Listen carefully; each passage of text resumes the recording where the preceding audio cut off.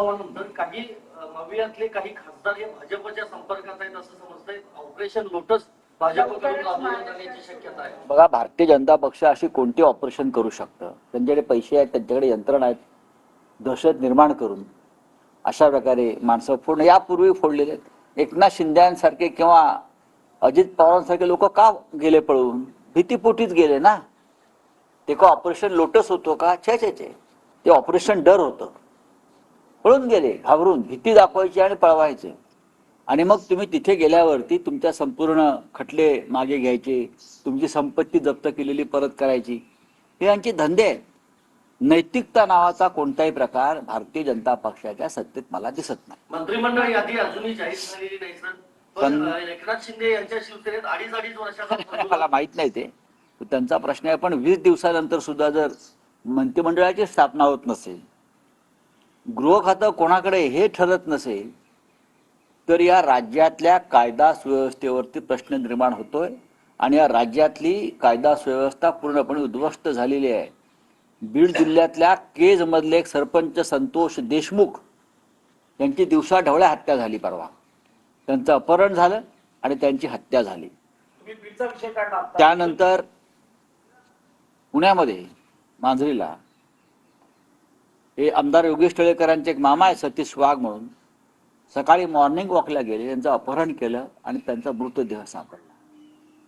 भारतीय जनता पक्षाचे अनेक आमदार आणि पडलेले जे आमदार आहेत ते ज्या पद्धतीनं धमक्या देत आहेत, ही भाषा गुंडांना सुद्धा शर्मेनं मान खाली घालणारी ही भाषा आहे. उचलून आणू, 12 वाजवू, अमुक करू. मार्कडवाडीमध्ये काल आता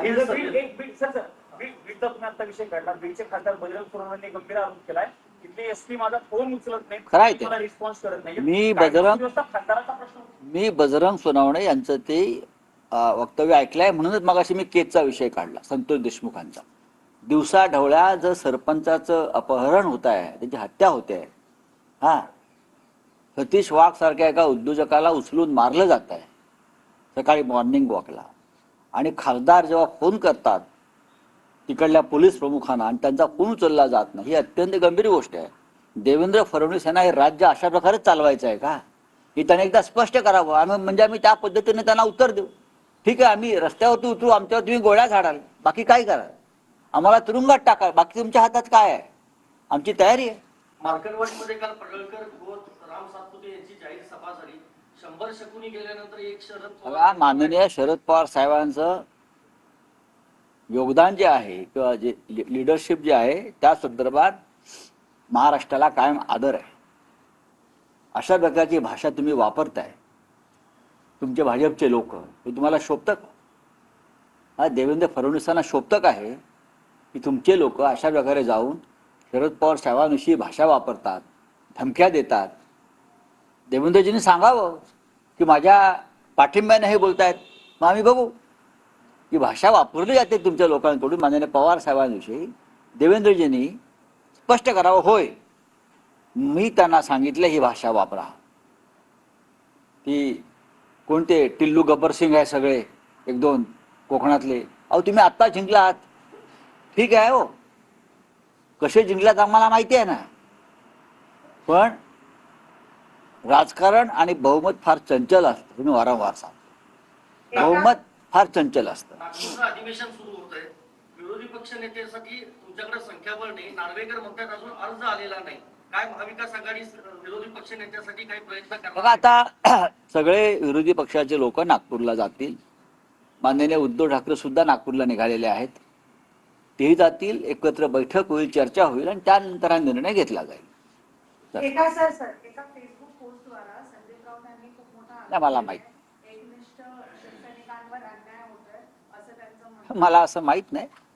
पक्षाचे ते एक निष्ठावंत कार्यकर्ते आहेत, भारतीय कामगार सेनेचे चिटणीस आहेत. सर्व पद आमच्या घरामध्ये सुनील राऊत असेल, मी असेल, ते असेल, त्या पक्षाने दिलेली पद आहेत.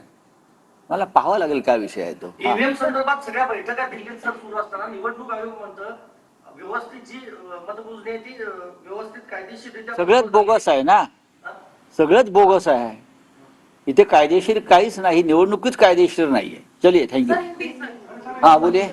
सर इंडिया ब्लॉक की पार्टी ने जगदीप धनखड़ के अगेंस्ट नो कॉन्फिडेंस मोशन किया जिसमें एनडीए बेसिकली बीजेपी